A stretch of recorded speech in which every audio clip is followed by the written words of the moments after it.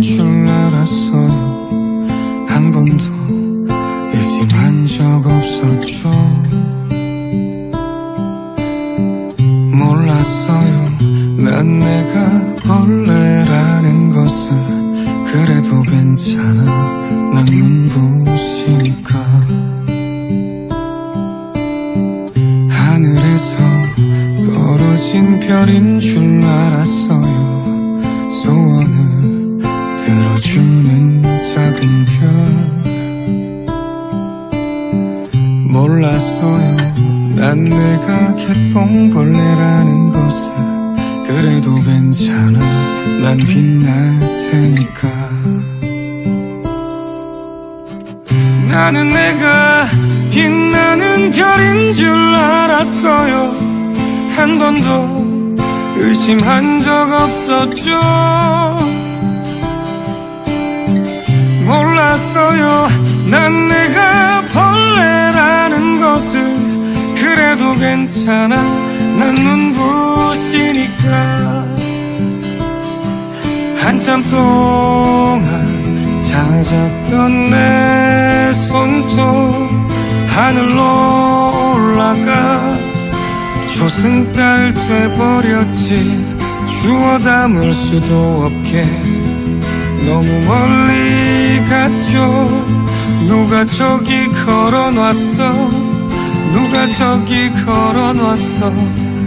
우주에서 우주로 날아온 밤하늘의 별들이 반딧불이 돼버렸지.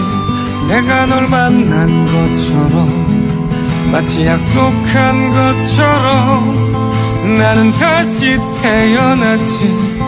나는 다시 태어났지. 나는 내가 빛나는 별인 줄 알았어요. 한 번도 의심한 적 없었죠. 몰랐어요. 난 내가 벌레라는 것을. 그래도 괜찮아, 난 눈부시니까. 하늘에서 떨어진 별인 줄 알았어요. 소원을 들어주는 작은 별. 몰랐어요. 난 내가 개똥벌레라는 것을. 그래도 괜찮아, 난 빛날 테니까.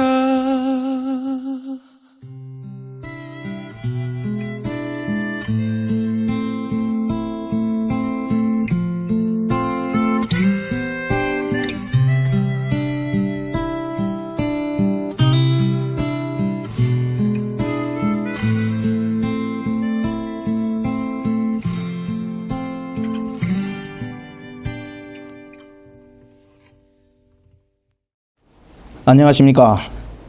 이동건의 북구 다시 그리기 사회를 맡은 배용범입니다. 요즘 날씨가 꽤 쌀쌀해졌습니다. 다들 건강에 유의하시기 바랍니다.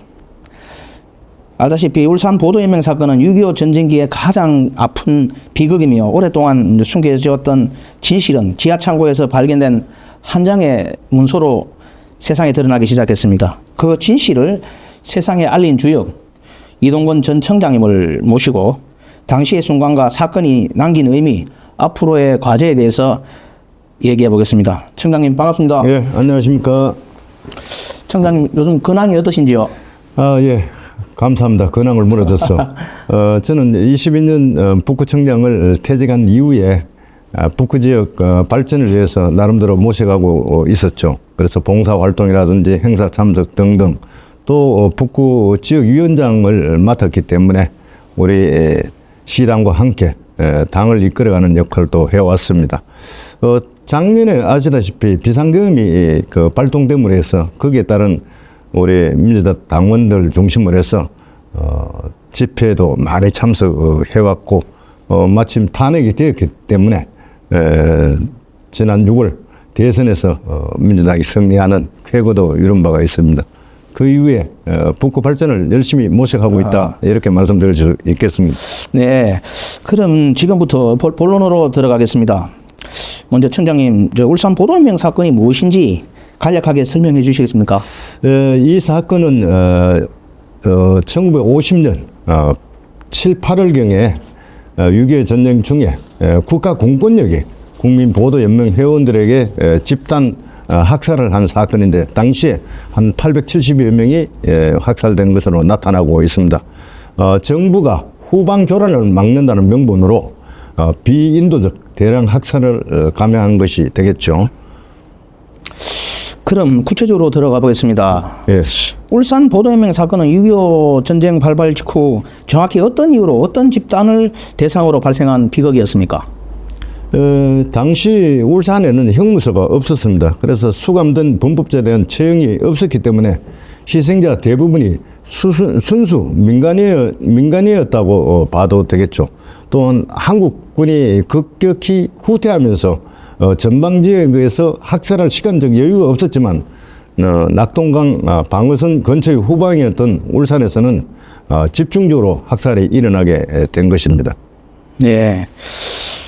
그런데 울산 지역은 다른 지역에 비해 희생자 규모가 컸던 것으로 알고 있습니다. 예. 이는 사건의 성격을 이해하는데 어떤 의미를 준다고 보십니까? 예, 뭐 보도연맹 자체가 국가가 주도한 관변단체 성격이었는데 당시 울산 지역에 1,531명의 그 보도연맹 회원이 있었습니다. 이 인원을 관리하고 통제하는 국가가 여기에 대해서 집단 학살을 자행했다는 것은 정말 비극적인 있을 수 없는 일이 일어난 것이 되겠죠. 그래서 집중적으로 울산 지역에 일어났던 원인을 규명하고 거기에 대한 주동자가 누군지 꼭 밝혀야 될 앞으로의 과제라고 봅니다. 그러면 그 보도연맹은 어떤 단체였으며 가입자들이 왜 학살의 대상이 되었는지 그 배경에 대해서 설명해 주시겠습니까? 예, 이게 이제 보도연맹 자체가 자익 전향자를 통제할 목적으로 정부 주도로 1949년도에 결성된 관변단체이죠. 그래서 무고한 이대회 오르기하고 관계없이 무고한 농민들이 많이 가입되어 있었고 이러한 순수 민간인을 학살했다는 점이 문제였죠. 그래서 전쟁이 나자 또 어떤 잠재적 위협으로 간주해서 예비 금속이라는 이름 아래 불법적으로 적혈 처분한 것입니다. 예비 검색에 대해서 다시 한번 말씀해 주시겠습니까? 그게 무엇인지. 예비 금속이라는 것은 체포 구금을 하기 전에 이 사람이 잠재적으로 어떤 반국가 세력의 위협 요인이 된다고 해서 말 그대로 속박을 하는 것이죠. 그래서 이분들을 일단 경찰서에 직결시켜서 뭐 창고라든지 뭐 유치장에 구금을 한 상태에서 어떤 제명도 없이 바로 적길 처분하는 그런 과정이었죠. 네. 당시 희생자들이 체포되어 처형되기 전까지의 과정에서 국가 공권력의 불법성은 무엇이었습니까? 가장 큰 불법성은 적법 절차, 형사 절차의 적법 절차를 이행하지 않았다는 거죠. 희생자들을 교육 명목으로 소집시킨 후에 정식 재판 절차 없이 군과 경찰에 의해서 적결 처형시켰고 이는 헌법이 말하는 기본권인 생명권과 재판 받을 권리를 국가가 조직적으로 유린한 명백한 불법 사건인 것이죠. 네. 이 사건 이후 오랜 기간 동안 진실이 은폐된 과정과 그로 인해서 유족들이 겪어야 했던 그 고통은 무엇이 있습니까? 예, 이루 말할 수 없지만 4.19 혁명 이후에 유족들이 자체적으로 집단 학살 현장에 가서 유해를 수습을 했지만 5.16 혁명 이후에 합동묘를 훼손시킨다든지 여러 가지 어떤 연행과 후속을 등 억압을 해왔습니다. 그러다가 이런 행위에 대해서 유족들을 또 연좌제로 몰아서 이분들이 사회적 어떤 활동을 못하게끔 하는 불이익을 주는 그 고통은 이루 말할 수 없었습니다. 그렇다면 울산 보도연맹 사건이 우리 현대사에서 가지는 가장 중요한 역사적 교훈이라고 할까요? 그게 무엇이 있습니까? 예, 뭐 이념 갖고 국가가 국민을 살리기서는 안 되는 것이죠, 당연히. 그래서 새로운 국가 건설 과정이나 위기 상황에서 국민과 비국민을 나누고 폭력을 행사하는 것은 민주주의 국가에서 절대 되풀이돼서 안 되는 비극임을 깨닫는 것이 중요하다고 봅니다. 얼마 전 더 미래 포럼에서 유족들과 만나신 것으로 아는데 요즘 요 유족들의 근황은 어떤지 좀 궁금합니다. 1960년도 그때 유족들이 아까 유해 발굴을 했다고 했었는데 유해 발굴을 하고 그걸 백양사 앞에 합동묘를 만들었습니다만 5.16 혁명이 일어나면서 그조차도 합동묘가 훼손되고 없어져 버렸습니다. 그러다가 유족회가 2005년도에 정식으로 결성되어서 활동을 하고 있습니다만 결과적으로 국가가 진실 규명을 위해서 노력을 한 결과 기본법이 제정되고 그 다음에 대부분 판결이 이루어지고 보상에 대해서 유족들이 그야말로 숨통을 틔우게 되는 과정이 있었죠. 최근에 유족들 한 회원 숫자가 한 300명에 이릅니다. 그래서 유령탑 건립이라든지 앞으로 명예회복 차원에서 여러 가지 사업을 펼치고 있습니다. 얼마 전 제가 세미나를 하면서 유족회 간부를 만났었는데 굉장히 어려운 점이 많이 남아있는 과제가 있더라고요. 아까 제가 잠깐 봤는데 그 문서가 하나 있던 것 같은데 유족 관련 하나 보여주시겠습니까?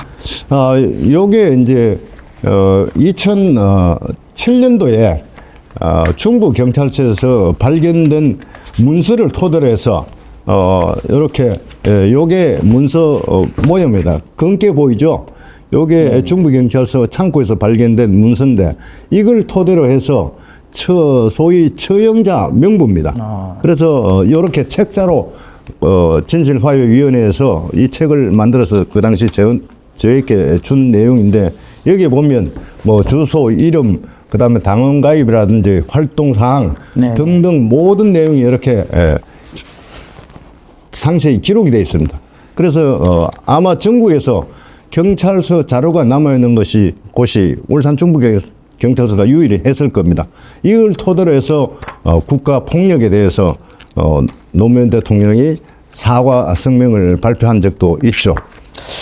당시 중부경찰서에서 재직 중 어떤 계기로 또 어떻게 지하 창고에서 보도연맹 관련 문서를 발견하게 되셨는지 그 순간의 상황과 감정을 좀 구체적으로 설명해 주시겠습니까? 예, 저는 뭐 북구 농소 출신이고 어린 시절부터 보도연맹에 대해서 많이 회자되는 내용이 있었습니다. 어른들께서 우리 지역 내에 빨갱이 활동을 하다가 경찰서로 끌려가서 많은 사람이 학살을 당했다. 이런 내용을 들었는데 성장을 해오면서 과연 그게 어떻게 적결 처분이 가능했지? 그 학살이 정당성이 있을까? 그런 의문을 가졌었고 마침 대학에서 법학을 전공했기 때문에 이런 부분에 대해서 더 관심을 가졌다고 볼 수 있습니다. 그러다가 2007년도에 제가 서울에 있다가 울산 중부경찰서 경무과장 보직을 받아 왔었는데 당시 진실화해위원회 조사원들이 지금 그 과거사 규명을 위해서 활동을 하고 있는데 문서를 찾지 못하겠다. 그래서 울산 중부서가 울산 경찰서 전신이니까 문서가 있을 수도 있으니까 좀 찾아봐 달라 그런 협조를 요청했습니다. 그래서 제가 직원들하고 중부서 창고를 뒤져보니까 이틀 동안 뒤졌습니다. 먼지가 보한 상태에서 아까 보여드렸던 그런 그림 처형자 명부라는 책자를 발견하게 됐습니다. 네.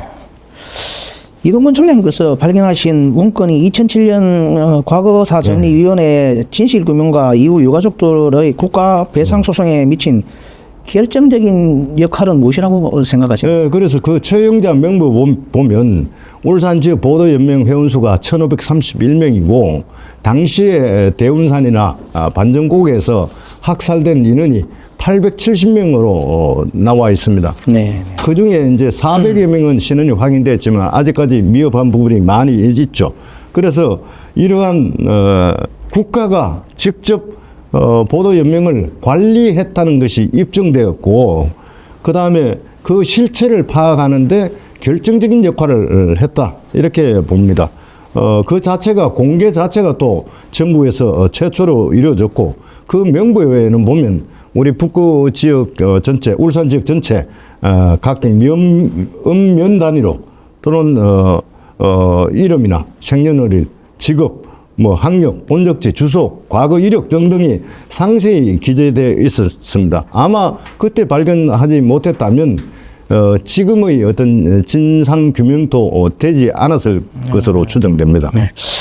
네, 울산 북구청장 재직 시절 이 사건의 희생자들을 위한 어떤 추모 사업이나 역사 공간 조성 등 행정적 차원의 노력을 하신 것으로 알고 있습니다. 지자체장으로서 이를 추진했던 배경과 과정, 그리고 어려움은 없었습니까? 이 채용자 명부를 발견함으로 해서 2008년도에 노무현 대통령께서 그 국가의 공식 사과가 있었고, 위령 사업 등 공식 지원을 해서 명예 회복을 하자, 이런 담화를 천명하기도 했습니다. 그래서 그 이후에 다행히 2018년도에 제가 구청장이 되면서 그 민간인 희생자 합동 위령탑 건립 관련해서 논란이 많이 있었습니다. 그때 송철호 시장과 같이 해서 우리 북구에서 예산도 일부 지원하고 시비를 지원해서 3억 조금 넘게 해서 합동 위령탑을 만들었죠. 그 당시 보고서가 제가 하나 보여드리겠습니다. 그 내용이 그 당시 이렇게 나와 있죠. 전체적으로 예산 과정, 위령탑 건립 과정, 이런 문서가 있었습니다. 그래서 구청장 재직 시 이런 부분을 유족들에게 지원을 했기 때문에 이게 모든 게 아까 제가 성장 과정 얘기도 했습니다만 우유는 아니라고 생각됩니다. 그런 한 의지가 있었기 때문에 이런 채용자 명부도 발견하게 됐고, 또 단체장을 하면서 위령탑 건립에 관여도 하게 됐다, 이렇게 봅니다. 북구청에서도 일부 어떤 각출을 한 걸로 알고 있는데, 네. 금액이 얼마나 될까요? 그때 한 9천만 원 정도 지원했던 기억이 납니다.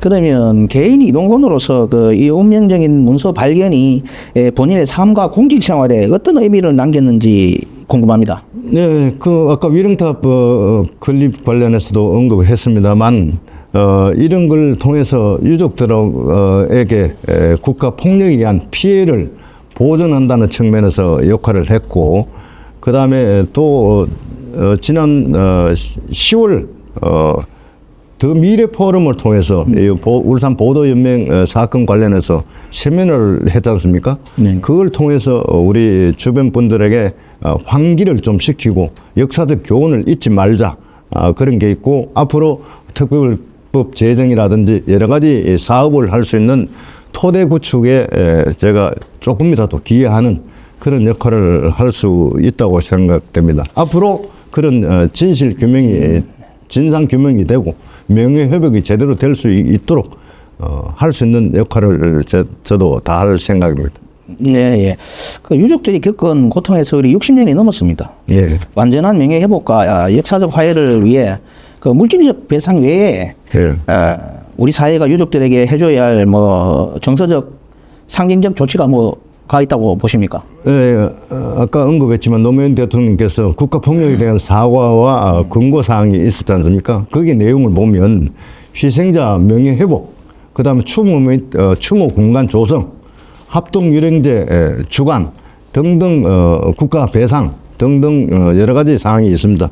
이런 사항은 어떻게 보면 특별법 제정을 통해서 이걸 지원 사업을 전개를 해야 되고, 앞으로 각종 권고 사항이라든지, 그 다음에 이걸 뒷받침하기 위한 진실화해위원회 상기 출범이라든지 여러 가지 난제가 아직 앞으로 놓여 있습니다.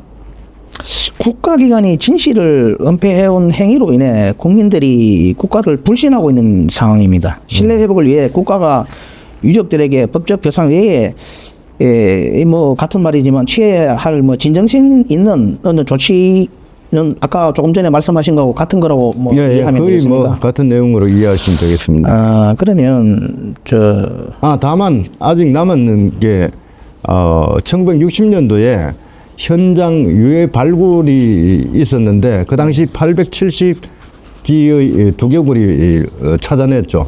근데 추가로 그 지역을 발굴해야 되는데 그 발굴 사업이 예산이 굉장히 많이 듭니다. 그런 부분에 대해서 유해 발굴 또 필요하고 그다음에 현장의 어떤 역사 공헌화 이런 사업도 필요하다고 봅니다. 그러면 저 국가 권력에 대해서 제가 한 말씀 드리겠습니다. 윤석열 내란 사건도 국가 권력의 남용에 해당한다고 생각하십니까? 당연히 불법적인 비상계엄을 통해서 국민의 기본권을 침해한 사건이었죠. 그래서 헌재가 탄핵을 인용했지 않습니까? 네네. 그래서 당연히 국가 공권력 남용이고 그런 부분에 대해서 우리가 처벌의 단죄를 반드시 해야 되는 거죠. 지금 이제 뭐 현 정권에서 그 내란 세력에 대한 처벌을 강화하고 여러 가지 뭐 재판부를 새롭게 구성한다든지 이러한 자체도 다 연계가 돼 있다고 봐야 되겠죠. 네.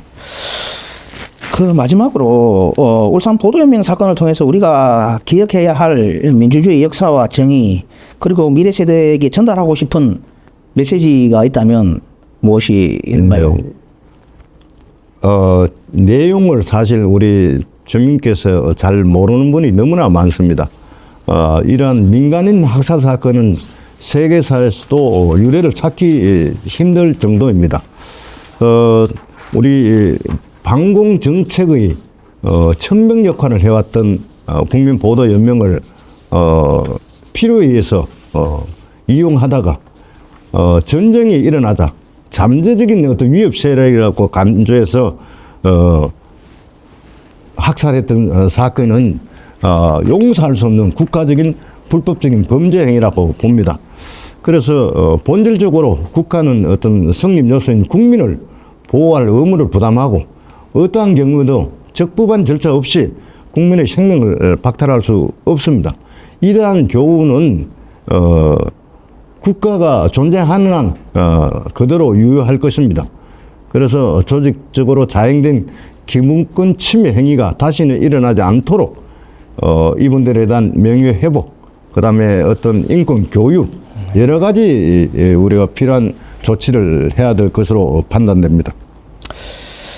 청장님 귀한 말씀 감사드립니다. 오늘 이동건의 북구 다시 그리기는 여기서 마치는 걸로 하겠습니다. 다음에 더욱 알찬 내용으로 다시 한번 찾아뵙겠습니다. 네, 감사합니다. 네, 감사합니다.